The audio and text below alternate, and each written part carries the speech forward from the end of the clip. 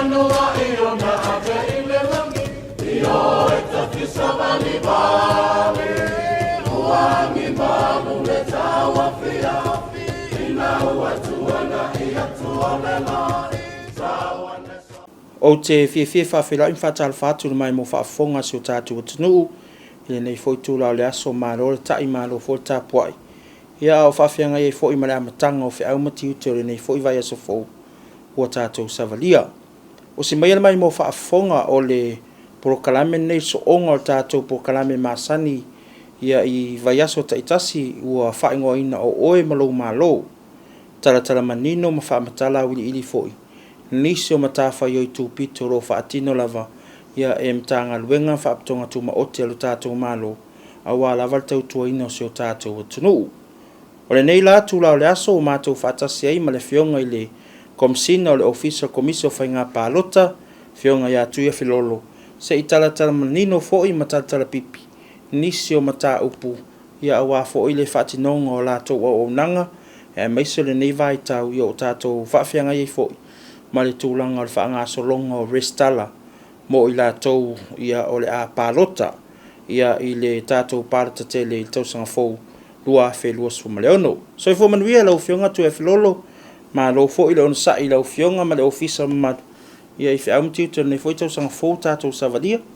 Ia, whaatara whatu, pesta, ma le fo lau tau Ofisa, ma lau soi fua, ma lau fo ilangi ma. Ni tai a fo, ele whaintiti erwi ngō le tua mō ni whilo ina. Tu sai fo I ma wala au mai, e whiawhia Ofisa tari atu, tu sai fo I ma lau tau whaatara ura mai, ma lau soi fua. Ma lau fo I le pale lau fionga. Ia, whaftai fo I mono mātou awa no tātou sanga I fo I le nei tai au. Ia, mai a fo I si whaamamla manga manino lau fionga mo lau Ofisa. E tu sai fo I ma le tātou ngaruenga restala o whaatino ina nei fo I vai tau. Lau fionga la whatuia nei awa noa, e mwhaiona e sāu noa. Whaamanino fo I ma whaamamalama o whea le tūlanga wata oto I ei tātou ngaruenga restala. Ia peon whaatino ina lau Ofisa Faigā Palota I nei fo I vai tau. Ia mo le martelo so tātou atunu'u e le ngata o Samoa nei. Ia me se fo I lātou o lo Ofisa Palota me atunu'u mamau whaamole. Whaafitai, na pasia lo le pare mene le Teuteuga Tulafono ina ia mawhai le Ofisa o na whaamale lola Palota. Le nā mata role ngā ruenga I le tausanga o Vaega apirila. Ngā ruenga nā mata le sovalu apirila ai mai ai le aso mulimuli o Novema I le tausanga o Vaega. Tamasanga mua na lena ta amilo toi le Ofisa I tua. I toi whai umane le sitala o tangata uanga waa e Palota I le Palota le lua o luono. O le whainu mera o tangata ntu ina mai e le Ofisa o whaamaumaunga. O la tau le ngafa ma me o tusingai ngō le atunu'u. E salau sufitu afe lua salau lua lima. Tangata Samoa. E anga waa e Palota lua o luono. O le nā whainu mera pesta, o le awhia I matangata e ato le lufutasi. I le aso e whaatino, le Palota e apelila le lua o luono. Salau sufitu lua salau lua lima.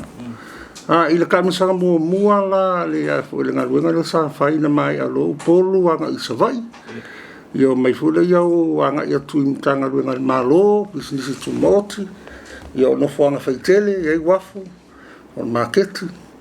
Ia o whaloloa fo ia pe o le mōranga le nupi wha. Ia ma whawau e ale ngā ruenga le stara le ta talare Ofisa nei mai la songa fua ia sfarele. I le whaamaumaunga la I la solufu varu Januari, I la solulu la vai aso lentea. Le wata oto mai le kako lola le wo iai, whasu wafi I lato o le wo lungo le lola, ua mai a uma o ngā whaakingo I le lato le stala. Mai a whaakingo le stala, o ame ua mai a. Ua mai antu ina mai lato whaamaumaunga, o le pepa whaanau, o le pepa whailo, la elo nata. Tutusa leilo na swafa leile in pepa whailo ma le pepa whanau. Ia, o mawhoi na whai puero nata ma lolomia na no filima. Le whaksu wafe la lea, tangata na wa mai a uma le stala. Le fo wala wa ilunga na to swafa. Ilunga le lola Palota I tu mālo lai le stala. Ai sisila la le whainu me la slausu fitu le nā, lua salau lua lima. A to e se le whaksu wafe la to le ua le stala. o te toi melo fitu su fitu afe lua se lau lima o la tola ia o le fa fainga ta o me le skala le fa mo mo pe fa to le tala ofisa nei o le foi anga I mai al malu le tunu ai o le ka mesanga longo lua la ofisa ko ka milo ko I nu ma fio anga tu malo nge le fa mo Fepuari ma Fepuari ne ko ia o la su mulo Fepuari ko ka milo ko mtanga ruenga ma fa mo mo e te tāura na maua I le fitu afe le rosa lau lima. O kamisanga longo lua e a matai whai ungo Fepuari e tauna uma I le whai ungo Juni I le amatanga o Julai. O ngā rola e mai a fo whaatino ngā ruenga ofisa nei rola ia po lasa o whai mai kako rola. Wa kaungana karaka I lunga se iwa supasene. Ia kako rola ia po le siriak fo. Ia ona ai mise foi ola ta talale lola e uma kamsanga longo lua fa ngo Juni la makango Julai ala ta talale ofisa foi le la to fa ngo mai Julai ka ia setema la soto se fulu tu sai mal Tulafono la il terminei e ta puni e alo ia ka kulola e ka puni lo ka kulola ia o ke topa ia ba ko fa salo mo suita va Faigā Palota o luono e tu sai mal Tulafono le terminei ia a Palota kwa fatino ia pedi le luono tu sai mal Tulafono le terminei o fa solonga la nga Lesitala wa fa bo mo le Palota I le Lesitala o le tau sanga foi na malu le atunu'u la tala ka Ofisa nei a songa foi as for really taitas mai ai le iwa tai au tau fa le fi o la tala le Ofisa nei o le vai aso mulu Fepuari masina nei e toi amatenga luenga le toi ta milo toi matou Vaega to fa e fa team se ta milo I tu malo me da mata fu nei polu ia fa I savai ai toi fa I mai nei fa tino ai I tu malo te tele e po vai mamam faleta ia al fa mo anga ka ngo ku le table na o te pu o male le tanu sanga lo lua o to me lo se I super senior se la so fitu le lo se la lima ale la vai tala le pa no foi le tau ia la so tolu se furo se tema to sanga nei tu sai mal Tulafono ia to punia no e ka kolor ia pe fantanga na ka ko le skala I te leanga lo ngalo ofisa le fatino terminei mo le silafia le foi le tau sanga nei foi e lo te ma fa nga solo o nga la Faigā Palota si fia lei pesta e lua afe tangata mana mi e faia ia Palota e ka ko fasa lau fa Palota e lua afe tangata mana mi o na fala ia le foi le pepa tal sanga mai la tu fi Faigā Palota ngai lungo pe ngata failani e mfa foi na piki aku le pepa I lumai dei e fa tu mo swa fa tangata ia mo numero on telefono la fioanga io non sto tai tu l'ofisa ia tu e tengo la fatino ia o ngaia o fa mo va bene fatino o ngaia la ngai io te tau na fatino le ia o ngaia mal matanga te Tulafono la Faigā Palota mal Tulafono mal foi la tu mta foi oi wa to fatanga te tu mo Faigā Palota e se mam ta foi oi e tau na manino le tangata me lo tu ia nga lue il fatino no nga lue nga fatino mo Palota so ta sanga buanga tele fatino ko to sanga nei e le ofisa o le sanga buanga le fanga mama te funta pena le ofisa fanga solo o nga mo tangata Palota ta ua fo ia o nga mo la tu Palota la lu nga le mo Palota se ame tāua ai ia mai se atulanga e pe fon sile fia io filinga io tangata o fai Tulafono con par mene ia le ia filinga ia fa pela fon le fo mai o fai pula fo la nga io par mene e tau tuole tu malo e tāua la o nga ia mo la tu Palota e tāua o Palota e ringa fai ngai me o Palota kam tulanga fa pena ai o le svela Vaega na o nga le e nga luai ai le nga tai lea e foi ia o nga fai mo la tu o fo tauva ia malama I le Tulafono o ia ingo Tulafono ia malama I Vaega uma ia o ame mo mi le Tulafono I le mfainga le stala mataria ala me le taria ai io tulanga mo fa pena fa Tulafono tau fatino malama foi la tu o fo tauva Ia pe ngā luenga te tele ia pesta al tausanga nei. Le whanga solo le whainga luenga. Whātase la ngā luenga nā mata newa yasu. O le Teuteuga o le Tulafono. O Faigā Palota. I le ngata i le Tulafono o Faigā Palota lua o tasiva. Ai whampena fu Teuteuga lai ti ai runga whawai. I le vaenga whawha o tatu whawai. Fu le Tulafono whawai Samoa. Na i le Teuteuga i luna vaenga whawha. Le ala ngā solo ngā mati nei upolu, ia wa uma upolu. Lau ngā solo ngi savai, lau sa longa te minei. Mo whaasale anga tasi o ili tolu. Nei tae au, a le whaama le lima i whaatino sapari. I le mautua whaafenga ngā sapari nei le uli. Ia me wha solo o kwa ia le ngā ruenga le wha ngā solo o le wha mue mue. Ia e umalatu taimiri sanga le wha. Tala no ina o Teuteuga o le Tulafono Faigā Palota ma le wha vai.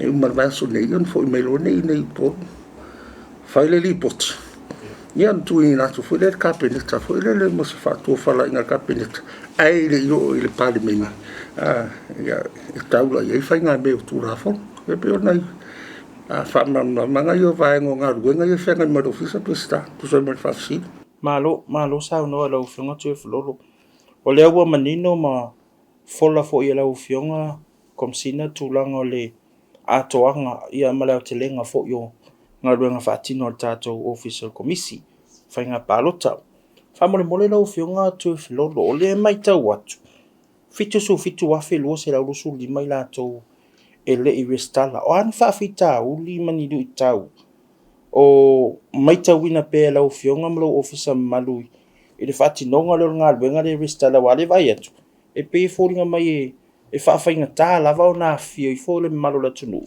A lea lava wā ngā i o tutua tātou Ofisa e whaatino le ngā luenga i tua i maota manao ai mai se fo i ono fuanga tūla lata i o lātou maota manao. A lea lava e whaafainga tā o nā ngā i ane restara whaamore lau fio. Whaftai, o le taimi whaasili pesta, o le whawhita uri mua o le afio ai o tangata i le ngā luenga lai a kukua, o whawhika uri mua nā, whawhitau di longo lua o le afio ai whare i e whaatino i le skala. Ai le atua whamo maunga. O le si whawhitau i e na. E pio whawhitau te tere ana e rua.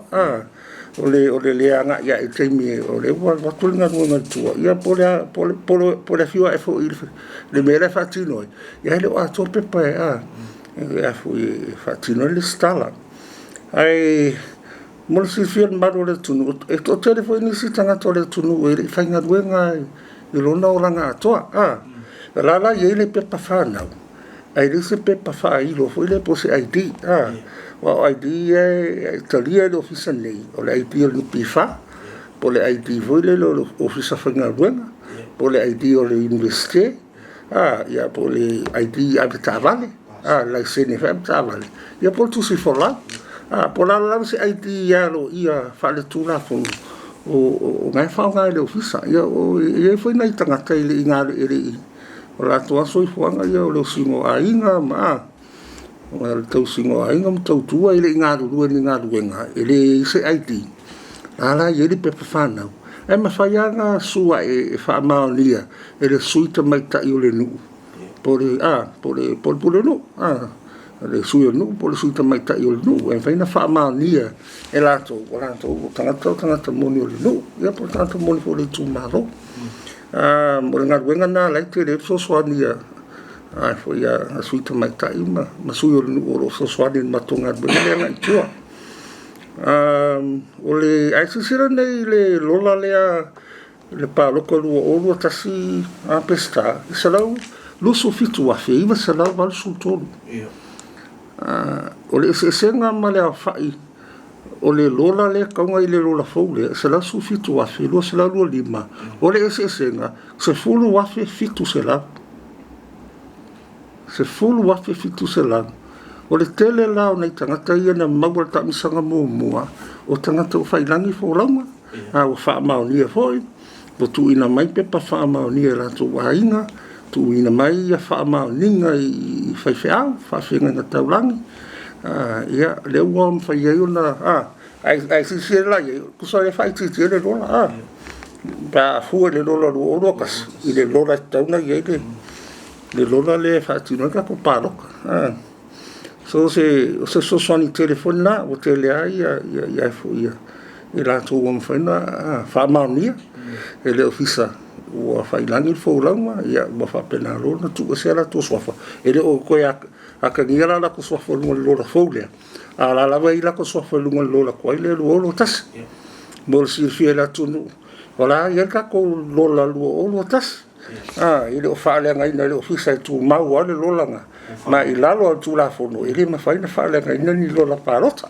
i tū mau o le lola langa le whai le matonga ruenga na umarota misanga momo o mai lona ko vaenga o whai meka o reconcile le lola fau i le lola tuai le ngora ka le lunga lola fau le o maka lunga lola kuai o ngaka oko mai lola i o le whai o ka ngaka le i makanga i ngoa ia kakalanga le sa i le maku i le kamusanga lunga lua lea ia po e manisi fo bo le ma o na mali li ele i li pokia mai ia e misi fo ni sola tu leva ngai fa ia ai li musalu ko fa nga pa lo le tele la tu ia ile i mai fa ila ko pa lo ke lo ngalo no fa la tu fa fu me fa pena ai le ma fa ina bi se ngo ia ai le fa ila nga ko e pia ngona i lunga lo la fo wa ngata le o mun felistar fo ma fa ia ngaro filima po la ngata malo sau no lo fiong o tatou poto foi le wa fatulanga ina tatou ofisa i lungo penga tfailangi wala se tala mai le tulanga le na foi au nanga tatou ofisa fa mo mo paftai wa le si au nanga na la ma tala le ofisa la tala foi le mawhaina le stala mai la tō lai fafo ele ngata i fafo a Samoa nei ai sisira whalai whai ngu mela na o le iwa salaulua lima i la tō na le stala mai lunga o penga ta whailangi o le iwa salaulua fitu le na o le iwa salau ma le lima o la tō o lo nofo i Samoa mai anga le whai ngu i Ofisa i la whai pisinisi kaka hoi o lai ai access i le internet ma me whapena ia e sisira la ia ile ngwhai ngu melanga nga le lusu lua la ko ia mai fafo ia wale skala mai fafo Amerika Samoa e lua New Zealand su kasi Australia e fiku Amerika e kasi o Filipaina e kasi ma wera e o le lufu lua fa popo le iwa salama le lima kakaya local Samoa ma wera le iwa salama fitu ai sisila la foi no mela ele se pito ila ko fully registered longo ringa wa uma me uma lo ia la ko ngolunga le lola le fast la su fitu le na require extra documents ola to e mo mia to e mo si fa mo mo la lunga le mako le scala la lunga le ngo ai le ya lunga le lola o ngai le i mai le ia fa mo ngai ka o mai le ofisa ia fa plena fa la vanga wa to fa mo ai ko ya la le fio mai e pu le ata ma pu no lo filima ngai la ia vanga ko so lau ko lua ia per fa manga le vanga le vai la ia le la to ia fa fa ma Samoa ia na le sulua le o le skala mai ia kai mi ko la fa ke le inga ni si pa uma pa circula fo le rock ngai Teuteuga Tulafono pea ai fa mo na le terminate ile ngata la ile tatala lo ofisa nei me la songa fu le sfarele fa ile stala ta milo la fa nga luenga abela u na ngai tua ya le fo ya ba no lungo penga te failan o wala u mai fa tino lo ofisa ina ia fa yo na mo ma tangata e tatanga le stala lungo ka ko la palo le wa ma he ona e fa ta auto fo tulanga le to ngadwenga fatino e miso le wasa no o le yuni nga ia yulai o tapuni le to ngadwenga fo ile ta milo tua mo ngadwenga restala ai fato ama ai se tema ia le ava no fo ile muli mo ila to fia restala pe mo Palota le lo ono la ufionga ama ai ala se tema wa finally le lola fo ile Palota mo tu malota itasi e tu mau pe fasalanga le la rola e ingo tato Tulafono le mo ila to le restala fa mo o le terminei prestala tu ma le Tulafono le terminei te puni lolo la so to se fulo se tema io na ngalu lolo makto ofisa sai di mo tangata ile stal ia ngala kulore fa sa la Komesina e afio me tutongi la to duafi tu sai mal tu na fono ia ale tongi ma ia ona me lolo fa msino ele la kikil na tu pe a fui pesta ma le visa nganga ofisa fa sa la tangata o le nganga ia a tolu fo le mele fa wone Tulafono io wasi fe pesca un so lua fe luoko il ofisa ni al Tulafono le lua fe suiva e ma tu Tulafono ia non o winga o se to fa na fai il Tulafono le e fa salanga le o se to fa ina ia tu le tanga tai mai fai le sta wai le se tu petongi le sta e fai fu uma ia le sta la ia lango le fa me Tulafono e luafi ia fo fanga na ofisa nei ma sa ta puni lolo la so to se fu se tema ia ma sa po da solo ngua ia ba ku fa sa lo ngoro ofisa fo ma le lisi mo tangata ia fio mai lo tongi mai le luafi le ofisa tu sai mana tu fa sa ila lo Tulafono ta se mai Tulafono yo Teuteuga Tulafono Faigā Palota lua suiva ai me se fo yo le Teuteuga se Vaega o le whaavae o le malo Tuto'atasi Samoa i lona Vaega fasu fai pe on sa no foi lo fionga en fe na fa manino le e poani nai Vaega foi de wanga i tatu Teuteuga le mo Tulafono Faigā Palota fa mo moli pastai ia e lua pastai sa pe fon fai lo tu le ta milo le ma so le ta milo i polu ia le Vaega le al matu lo ia ma nisolo ofisa nei ma la foi ma Vaega le fai le stala la ta bil fa ta si ma le si Vaega le stala o ia ba no foi le stala i foi na terminei la i Savali ta milo ni va so tu fa ma Teuteuga Tulafono ele Teuteuga o Teuteuga o le Tulafono fa vai fa ta se ma Teuteuga Tulafono le luo o ta siva e nei Teuteuga la ia o Teuteuga fa vai o Matā'upu fa o le fa vai le sa ele me foi le paseni se fulu paseni foi le o tinanta mai tai foi e le lawa abi se fulu paseni ai tu anga le lima lima suita mai tai ele e kaunga uma se Faigā Palota rau tele e kaunga lima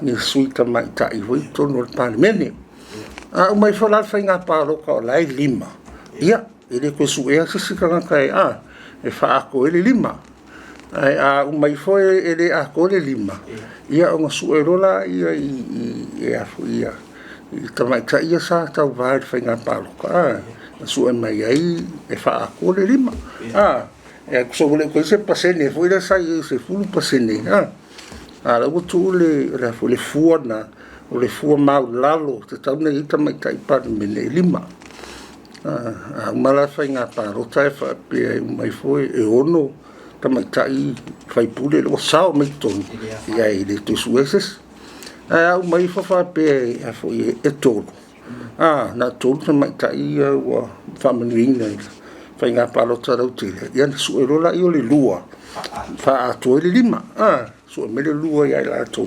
ia la le fua ele fua fa tau le o fa to la Tulafono ia ele fa pretani fu le formula le fa to tonu Teuteuga na le tonu Tulafono ia e fa ile calculation foi le ia su e mai la io le lua fa atu le lima ia pe o Teuteuga na o fa vai o le tele usi Teuteuga na Teuteuga na o Tulafono le fai paroka lua iva lua o tasiva ia o le pe o Teuteuga le mo mua ia o meia o mo se fia ka kere se Teuteuga le al sa ilinga me le lua le pa fa pe fa atu le limo tamai tai se longa wo uma ni fai se longa me se fe fo e uma Faigā Palota la tele ia foi me foi o famisi longa se longa la wo uma me famisi longa po mo ni petition e fai wo mo e whakasu e rola ia, whangā rola i o le fua whātatau le ngō whakoe, e su e se ka mai kai whaako, le lima. Ai ai mai whai le ai, e lai a tō le lima pesidi atu, e le whaunga ngāle, le fua whātatau le ngō karungo koe. Le vaenga langa Teuteuga ngō le whamai, le wabi se fulu paseni, e tu e le lima i manino, ia le whatunongo le vaenga na, ia e tau fora le suina, e tau tama le kankare, e su e mai whaako e le lima, e tau le sui whai pule tamai ta. E le toi, e le wharupeina o se sui mai lona i tū malo. E le kei mingei la ka o sui wha o popo. Sui wha o popo. Sui wha o popo. Ia le la ka, le la tau ni o le sui whai pule tamai ta. Kakai e ring su e mai le whaako e le lima. Ma tu sui fai pula ele tu malo na kare malo paroka. Okay. Ia pe se ke unga ngala titi nga mo le sui fia. Ia o isi Teuteuga, ia o Teuteuga mo vanga whao pufai. Ia o Teuteuga le mo le whailau tusi. Ia kasi le pāki e ke whailau kusi ai. Ia kasi se pāki e ke whailau tusi. Ia tasi le pāki e ke whailau kusi ai. Ia le whailau kusi se pāki e ke whailau kusi se pāki ma. Pio nei Teuteuga la iti na. Awa le Tulafono le te minei. O le whailau tusi lava e so tai me le Ofisa le nei. Ia maia le kai me le skala mai le pāki o whailau tusi sau. O ia tusi mai, ia tusi mai fo i le leta he da le lako vaenga whaupufai, ma mai uma wha maunga o le au whai o tangata i le ilalo i fo le valu, ia sui whai sa whanga o le pāti me umana, o whailau tusi ana so upu mai ma le Ofisa le. Ai tasi la pāti e tau na whailau tusi ai le whailau tusi i e te whailau tusi le spāki whailau tusi. I le sipanga, singaska mai keu mana titi ana,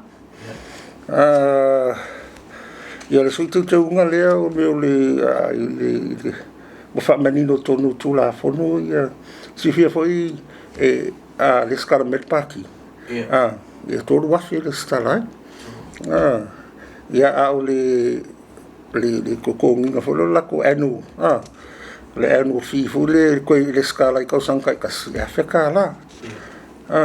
La pera le pati le skala le kokonginga mai le lako ia lako no fia tu sai mal tu lafo ia boti register Komesina no wa vese boti register ole kominga mai la to le lau fa manino tonu i e tau na tu Komesina se taimi tol sulu aso fa ilo ai le fa lau tu si mal fa nga fa ai le o taimi e foi ti register ai a pole lau ko la no e foi ia tol sulu aso en fa ina ia kai minga ia rese me whapenga, le la o Teuteuga tu tono. Ia, ko ko suaso fui le kau ia i whamormore ko suaso ia. Ma se tali me whapena, se Teuteuga mara titi le na. O le ia rese Teuteuga ia o vaenga whaupawhai. Mantua foi o le o lalo Tulafono o sui whai sa whanga. Financial members. Leila le Tulafono. Ia leva toi whamanino mai, ia suafo tangata. O tangata foi whai sa whanga, e te tau o na tangata leilunga le Lola Palota. O le suinga ngā leo, le Teuteuga atu. O co-financial members. A paki, e ka kau o ka paroka leilunga le Lola. Lona winga la ele a fia i tangata ele i wistala. Ele o tonu suafa i tono lola. Ia. O ke unga ngā le ia i foi banga whai. Ia le skeu ke unga me foi le o le tangata foi le sui tauwa. Me la ia le teimini. E na tō rua mal whanau la em whainga li li. Ele tūmaro. Ele tūmaro le ka mo ele ka ma. O e pescare la aru ia. Em whaina liulo wai lo tōrua mara whanau. E tūmaro le ka paro kai. Teuteuga la ua lea ua iai nei. Ua ma whaina whaopopo i ma whanau o whanau. Grandchildren. Ua mō mai. O Teuteuga ngā i le vaenga ngā. Ia, o le skeu ngai mei o foi o le liu transfer paloka. Ia mantua mele se fulu kausa. Le mea ngare sa iai whakawhai ngai li liu. Ia, leo la tu foi le lima. Lima tausanga. Le la tu foi le lima tausanga. Ka mole atu e whelolo le vaenga lava leo whanau ma whanau o whanau. E au fia I matai to o lua o whanau ia. Ide au whanga to o lua sa me o le kumaronga ia ngā a. Ai ide ai, na o grandchildren. Ma mātua, o mātua. Mātua o ele ka mo e pāroka. Ai ro mātua o luto o lua. Nanga o luto o lua sa me le tūmaro, ia lai li tupo wa. Paro le luto o lua, o lau whanau, kula fonga le te minei. A le la whakanga ku ma whanau, grandchildren. Whainga transfer uma. Pea whai urufu tasi tau sa. E le skalai me whapena. Ia, pei o le ngai kiukiunga ngā o vaenga na. Lau la, le fui la sui me se furu kausanga i whainga tue whailau transfer. Era, koe fui le lima kausanga. E tū mau pēra ka ko whaamone mori rau whenga Tuiafelolo. E tū mau pēra le vaenga le o le mawhai ona o le Palota I le tū māloro e alala mai afioga ia ma le tū māloro e matai ai. Nā ona pau ana o ngā vae mwhai ona e Palota I tū māloro. E tū maua vaenga na, tū maua vaenga na. O le si Teuteuga o le meo le si foi Tulafono le te mine. E li poti mai e whanau. E li poti mai le Ofisa o ma liu se tua le tura o le matua o tangata e whakanga ina suval tau sanga. Te minei, le la lo Tulafono le la Teuteuga la tūrunga le futasi tau sanga. Whakoakalia le kakale li poki mai le ia son tua ia bos. Se uso, bos solo na inga. Ia man tu fo pepa mo mia le Ofisa pepa maliu. E li poti mai, me pepa maliu whaamahoni ai. So le la sui mai le suval tau sanga le ke mingai, I le rusu kasi tau sanga. Tanata, o le sigeu ke uma.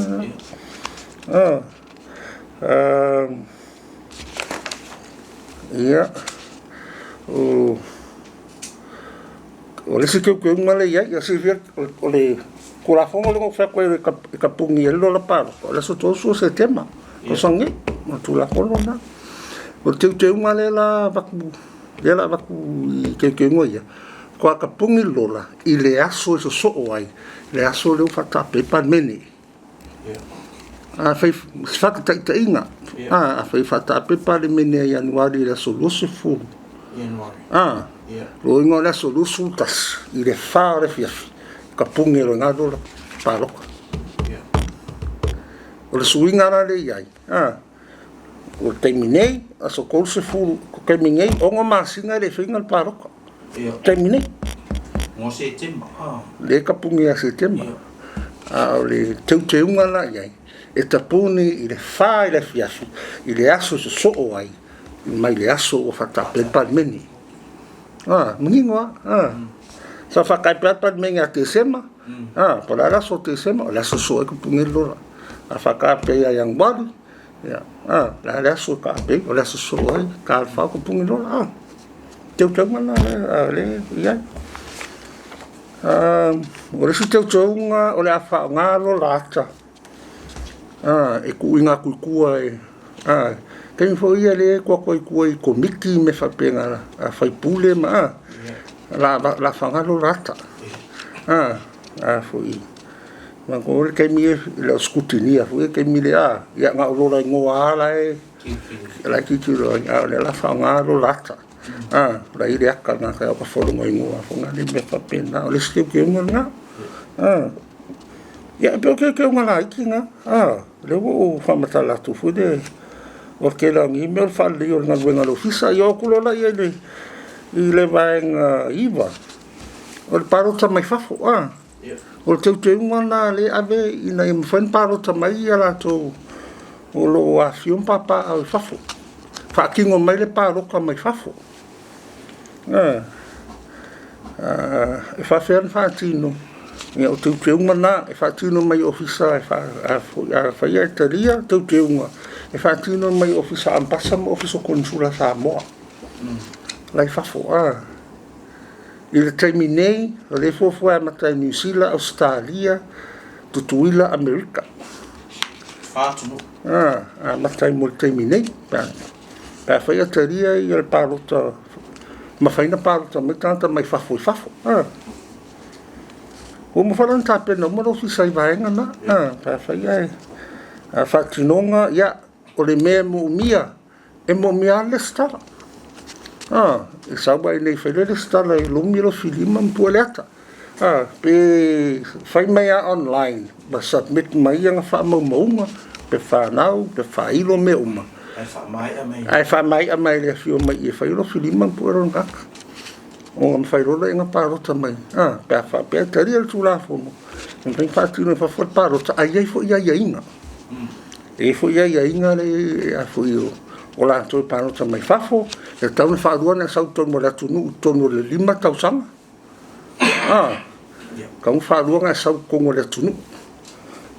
E kau huenga karasanga mai I le Komesina. E karasanga mai le masina, ai le o le Faigā Palota, e ke fia Palota I whafo. E fia whatingo lau Palota I whafo. Ar tāua le mele, I ka penga mautinoa te pena o Ofisa. Le a whai o pepa Palota, e kau ngā whafo. Ka ki ia ngei, le ai ngei lau I le so I le. Whafo, ia. E tangu ta pena le Ofisa I la whai o Vaega ia. Ma mautinoa le Ofisa, o la whai leo kaka. Whāsuru kaka ia leo, kārasanga mai I whakingo I whakola ko Palota New Zealand. Ia longo inga, o la whai whinga pepa Palota I kau ngā. E le mai whaase fura, wako ongo se fura. O le tāua na ngā ruenga pui o le Ofisa nei. Ia aua nei e se mea e tūlai mai. Fo e ono nunu ai le ngā ruenga. Ia ma whaale tōnu ai ngā ruenga. E le ngatara le Lesitala mai. E tauna whaaruan sau tonga le atunu'u matoi anu. A whai fo e whaatasi na sau. E tauna kaunga lufo kasi asom siri aku ngā ngofo ingi Samoa I koe rifafo. O aia inga ia laito tonu. Aia inga fo ina ia New Zealand, Australia, kusa lea mkako. E fo ina I me, fo I pui ai ia tūlanga ia. Lau fionga whamanmoli whawhela ona whaatūlanga I rātou nei e Palota mai whafo. Wai mo se fia o le fo I sa ia tūlanga fo le e tauna e Palota I le tū mālo o ono masina po le nuu o ono masina talona e fio mai no fo ai ia mai rātou fo I o lea e no fo mau tū mālo whawheona ona whaatūlanga I rātou nei e Palota mai whafo I tū mālo lea e fia Palota I lau fio. A fo I wanga o me mo le skala. O ia inga ia le stara, lo futa se o tausanga. O si teni Samoa. Ai ngofo I Samoa. Ai le a whapela lai te whafo. E su e li wha maunga fo I le ofiso o tusinga ingo. Pora kai mire ngai ngofo I Samoa. Wai mome? La kai mire ngai ngofo I Samoa. E wha maungi ai le sa I Samoa. E kere ngofo, kere ngai whangawa o mai ngofo ai o. E ia ana I mea o le Tulafono. E pui e kako. O tangata awero whaku, si tseni Samoa. O ta e nofo I Samoa. Ia, o le ari tu malo, le su e ku lunga wha maunga tusinga ingoa le aru tua. O le sa iai, o le tu malo, whunga kanga I le skalai. Ora, o me na le tāua I le afio mai nei whaatino I le stala. Wa me umane so e Ofisa. Me se ala tu e whafo, Ia, ki lia o malo me uma. Se wanga nai tere I nofo Samoa. E kaulanga ono masina. Sa e nofo Samoa. Le permena te sau no mai ai. Le ki ale mea. O si tseni Samoa. Pede venga so malo passport New Zealand. Sau ele skala I. E ke sau la malo passport Samoa. Po lau, si tseni Samoa. Lau pe whana. Wa e lo pe whana. O si tseni Samoa. E ia mena I atunu'u ma. e pui ai ni mea fui e ono fufura o lai lola I tangata e le anga va o le o anga va ana le tongo Tulafono le fui maio io le sa I linga le ofisa I tangata fape ia ora o songe ko era ofisiri pesca po fa mali nga pele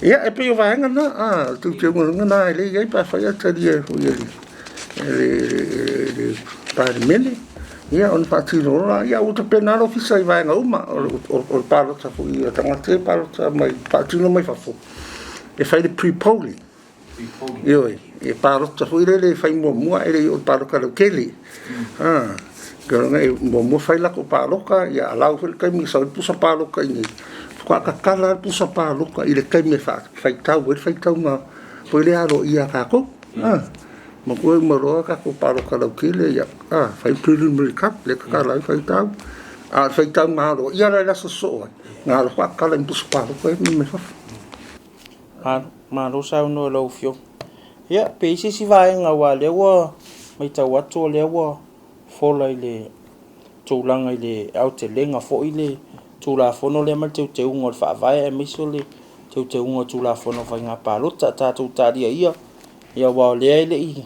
o le kapeneta ia mal tūlanga fo I o le whaatanoa ina I tono le pāmene ma pāsia ia e tātou tatanoa I fo ina ia maua pese mānamna maanga ma le mal teloso tātou atunu'u ia le I o le teime o no pāsia ia tātou maenga I o tātou Teuteuga o Tulafono e pe si vaenga lo fionga e te fia sao no iai le I taulunga fo I tāpol kalamene ias pa te pesta le ai o le tausanga ia ma le ngana whaaloalo lo kusani o le skala ia whaatinu le skala tangata ai misala tu ia whamumue Palota mai fafo e leia le bawhewh le skala o na tele mea e tiro ele ofisa ina ia mautu no le o hanga va e mfain whaatinu la Palota mai fafo a whaifo ia taria a whaifo ele taria i ola e fio mai le whai le Palota pa whai le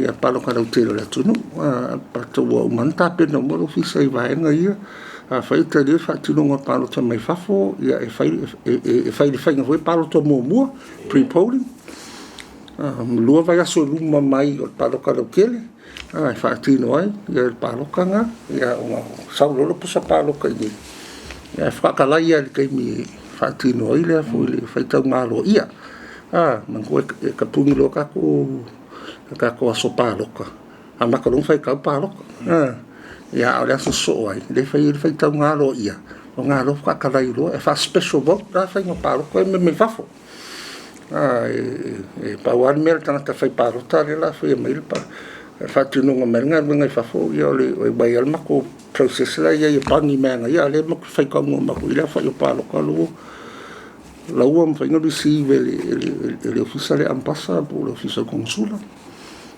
e samula le mea lau mako ro le a whai whasa la Palota lau mako ro le whasa la Palota la sa mai whai pekando le o le mako system fo le ia I o le mako whaikaunga mai mele pangi me whafo o whamu mai whangar Palota rau tere pa o whai o whasa lau whai Palota lai pangi mai a le maki whaikaunga umapa I lo ofisa lau le whiki luma Palota le whai Palota ma le whai Palota le au whai o Palota le ua cast I le whai Palota le whaikaunga o Palota pai mara whai o meanga whai pa kakara puso Palota le whaatino mo mai utua e rau mai rola ia I lo ofisa whaatino ro whaikaunga ro ia I la so ai ka lai pusa Palota ia me fafo me fapena ia o le kalsanga le tunu e fio ai foi e fai le skala o le karaka ko ofisa ia ro anga I foi vanga na nga ia tu fa mam na mal Tulafono tāua ia o le afio ai le fa mam me Tulafono Teuteuga Tulafono o le sufi na to fa mal fautanga ma le mo ele tunu ia o le tela sulu e ato ai ma o se Tulafono tāua wa faki mo Faigā Palota mo le ngai luma ia ta tia mai fatu tuanga lo ofisa la to pena lo ofisa me uma e o foi fatu no nga ruenga a fai ai fa ma mir pa de mene Palota mai fa o to pena foi ofisa vai nga na I Tulaga mai fai ia o ne se me fa le ton i le whangasolonga fo kako Faigā Palota. O ro te tara hui lava noa ni maru le atunu'u o ai lava i fia au ai le au fai Palota. O lai te tara lava noa, whaatumu le pepa na i le pepa mwheni pike kule Ofisa, le pepa tarasanga. Ia pōrunga penga te whailangi, whaatumu mai malafo mai le Ofisa. Ia on soka e kule le Ofisa, e rua afele numela mana o mia. Ia ona o le fia whaanga ioi por kalami msalo por te mo Juni. Wa ngā solo ia o onga ala tō fai Palota. Ina ia lava tapin penanga Ofisa. Ia o kule aso whaatino ai. Ia wa lava ta hoso lau whainga luenga whaatino. Ora ngā buenga lea. Ora te tala lava noa, o ai lava tangata e fia iai, a whele isau me o whele whare. Ia o lunga wanoa lea, e te fai Palota ia mo whele alam, so soani. I nei vai tau soifua. Ia mo rak whaftai pasta, tai roa mo lea wanoa. Ia, malo whaftai rau whionga Tuiafelolo. Ia polo whionga for Komesina o le Ofisa Komisi Faigā Palota. Ia moro mātou a wanoa. Ia ua taratala manina i fo i Matā'upu tū pito. Patino lava ia i tātou Ofisa nei. Ia o whaanga solo i fo i Tulaga o le anga i atu mo Faigā Palota tele. Ia i le tausanga fou. Ia o le a maua pēr se isi a tātou o tonga o tātou ngā ruenga whaatino ma le Ofisa Komisi Faigā Palota. Ia i nei masina o mana i atu ai mo te nei. Ia manuia tele fuafuanga o whenga iei maseo tātou atunu'u. Ia manuia fo i ngā ruenga matiu te. Ia i tau amtanga nei fo i tausanga. So i fua mai manuia.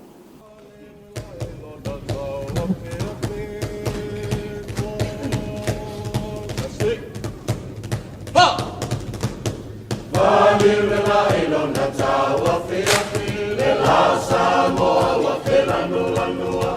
Whapelanua I ona aga'i le langi I oe tati Savali vale Uangi malu le tāua whiawhi I nau atuana I atuana lai